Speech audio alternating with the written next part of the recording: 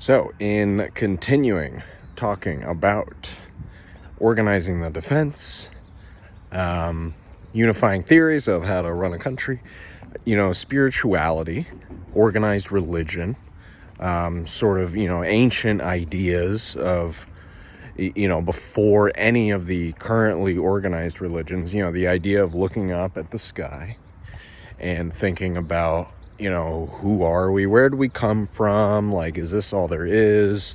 What happened to my brother, my sister when they stopped moving, and now they're smelly and I like, what is death? Like why is this person that used to be animated now not, what does that mean? I mean, anyway, kind of some of these very basic questions about spirituality. I don't know, man. Nobody knows. It's just kind of, it's sort of like we've developed a part of our brain. We've evolved to a point where, we're able to verbalize these questions, but it's unclear, like, what it means. I mean, there's no answer. It's a recursive, spiral. It's the idea of like, well, somebody created it. Well, okay, who created that? It's just kind of a child's game that you play with your mind. It's really just a way to kind of distract ourselves when we're bored, or like we don't have any work to do and we got these huge brains and we just had a nice hunt. We're sitting around the fire and we just have time to think, and I'm like, I'm trying to think. And a lot of it, again, it comes back to the neuroscience, different brains, different mutations, different people reacting to different stimulus, different trauma. And you get an unlimited number of results, right? Like every new human that's born will react to kind of the same, quote unquote, the same environmental issues or the same social issues differently. Everyone will react to it differently. Everyone has their own lived experience, right? Anyway, how all of that comes into, the idea of organizing the defense. To me, the way to really organize a defense is to have an agreed upon, set of rules. I mean, kind of a unity. Obviously, language. I'm speaking to you right now using English.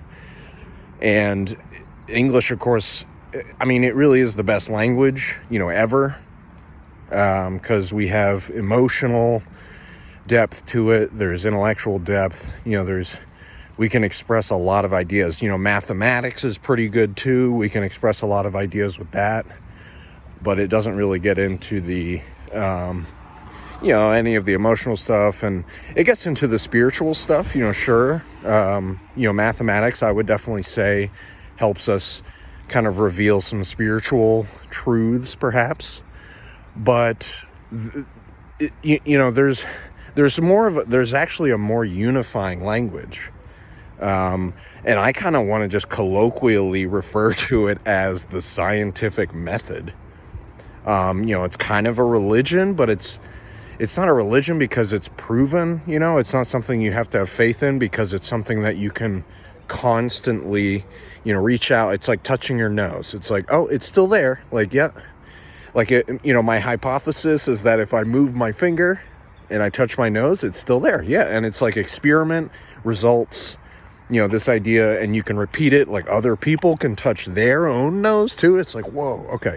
Anyway, I know that sounds stupid, but the idea that having a unified language helps with the defense, in terms of organizing the defense, having that unified language is important. So it goes into teaching kids this stuff, the idea of the scientific method. Like, hey kid, like, don't take it from me. I mean, I can make stories up. My emotional intelligence is much more mature than yours. Like, I can maybe manipulate you into believing things. We see this a lot with kind of the old-fashioned organized religions, like Christianity and Islam and Buddhism and blah, blah, blah, where, you can kind of manipulate, especially young people, into believing something, on kind of an emotional level. And then it basically morphs their brain to sort of adapt it as almost as if their nose is no longer here. Now their nose is like over here.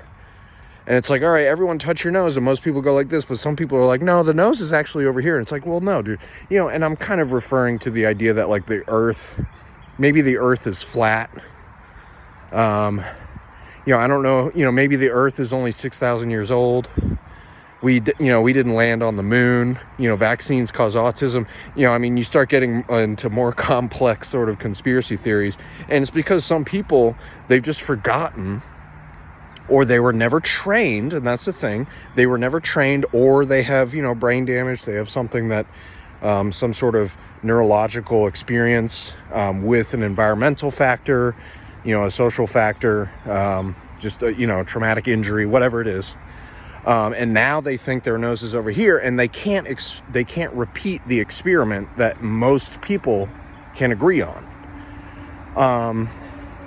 And when it comes to organizing the defense, people who are unable to speak the unifying language of being able to know where your nose is and being able to repeat that result on your own, without oversight, without like a teacher, having somebody kind of tell you, right? Because that's, again, sort of the prescriptivist idea of organized religion. Of like, well, listen, I know you think it's one thing, but just, forget about that and just listen to what I'm telling you. And it's like, well, okay.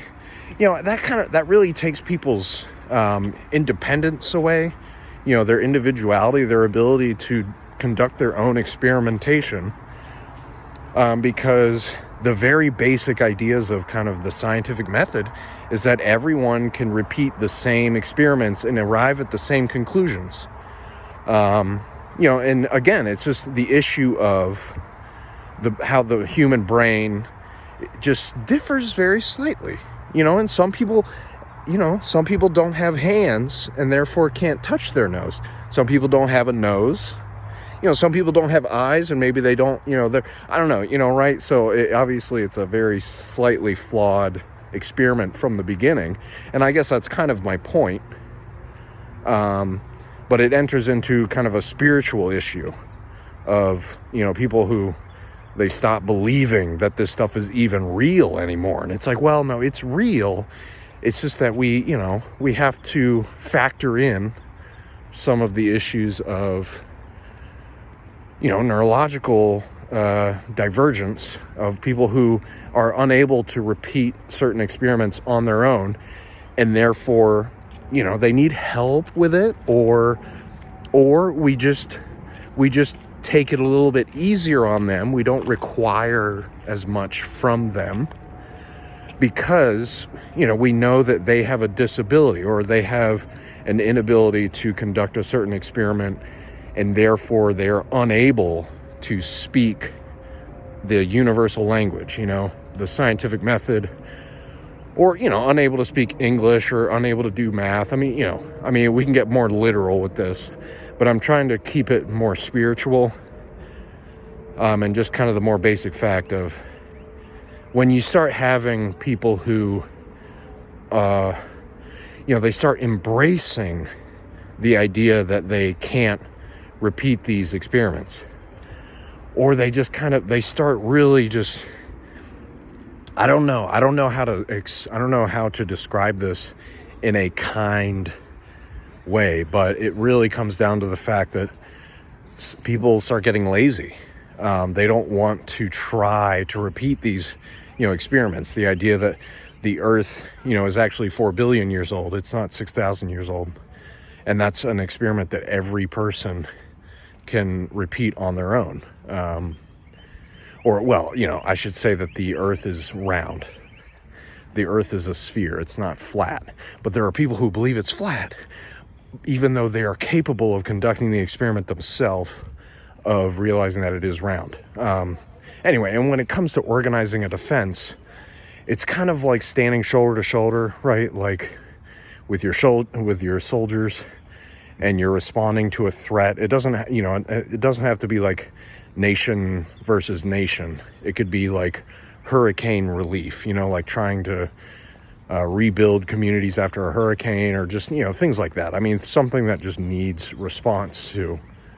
And what ends up happening, you have people who cannot speak the universal language, and maybe they deny that there even was a storm, or they're questioning why are we even rebuilding this, or maybe this was, maybe like this is supposed to happen and we shouldn't be doing, just kind of nonsense, right? Like weird kind of outside the box, made up stuff. It's almost like a weird quantum state of somehow somebody missed, somehow somebody got the wrong answer, even though it's clearly this other answer. So it is kind of fascinating. I think it's obviously healthy. It's clearly a healthy and natural thing to have a very, very tiny minority of people, again, these evolved apes that we are, who basically, question, or they speculate, or they just don't accept the truth. They don't accept the facts, and instead they fight it.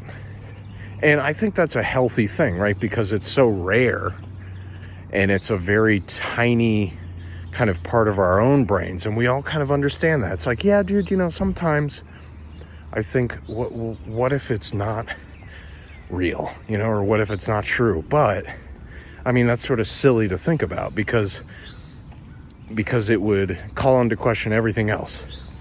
And once in a while, when you think about the scientific method, that happens. We end up disproving something from the past, and it's because one guy was like, what?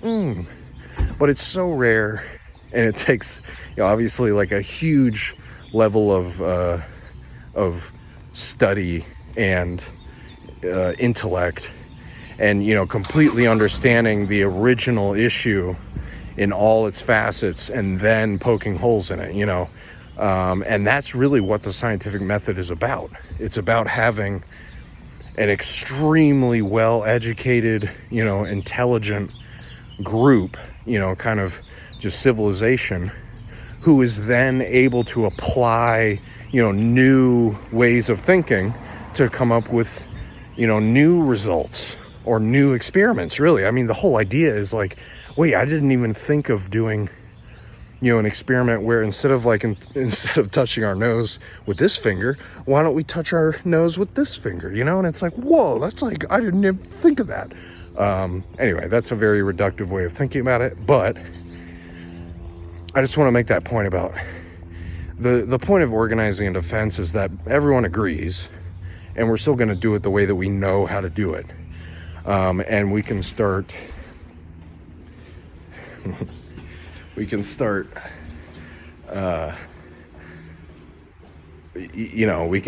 experimenting, but you have to be responsible, and you have to have a full understanding of the original subject matter, and then we can kind of come up with some crazy sci-fi shit. But when it comes to organizing a defense, we have to agree on a few things, and that includes like the Earth is a globe. We did land on the moon. Vaccines do not cause autism, right? And just a lot of other kind of bullshit, conspiracy theories. Because we have to agree on those, because, if we don't agree on that, it's kind of like, well, I mean, is gravity real? I mean, is anything real? Are we in a simulation? Like, if I kill a person and the blood that comes out, is that even real? And you start getting into like psychopathic, like unreal, just kind of, it's really kind of starts, straying into the religious, area of like just completely made up, fake, bullshit that is born from one traumatized person's brain and kind of goes into other people, you know? So, and that's the thing about religion too. Let me just talk some shit really quick about religion, and then I'm going to finish. But, you know, the idea that like a lot of organized religions attract leadership that is interested in the traumatic abuse of children, right? So the idea that like you have, you know, like you have these Catholic priests, well, I should just say like Christian, you know, Christian priests in the US who, you know, at a very high rate, like higher rate than just kind of the normal population, they are abusing children, like sexually, physically, you know. And then, but sometimes weirdly, they kind of justify it. You know, it's like, well, suffering is something that is good, you know, and I also was abused as a kid. So maybe, you know, the continuation of this abuse is sort of a, you know, it's God's will. It helps us reveal the stuff, you know, and it's weird, right? Because it's all a grift. It's all made up. It's all sort of it's a coping mechanism from a traumatized person. You know, and I mean, obviously like serial killers, I mean, these, you know, people who are able to speak well and they're well spoken and they can put good sentences together. And obviously there's a lot working. There's a lot working in their brain, but then there's a few things that are just weirdly, you know, you would think it's not that important, but just a few little changes kind of turns you into a turbo Hitler, right? And when it comes to organizing the defense, we have to avoid turbo Hitlers,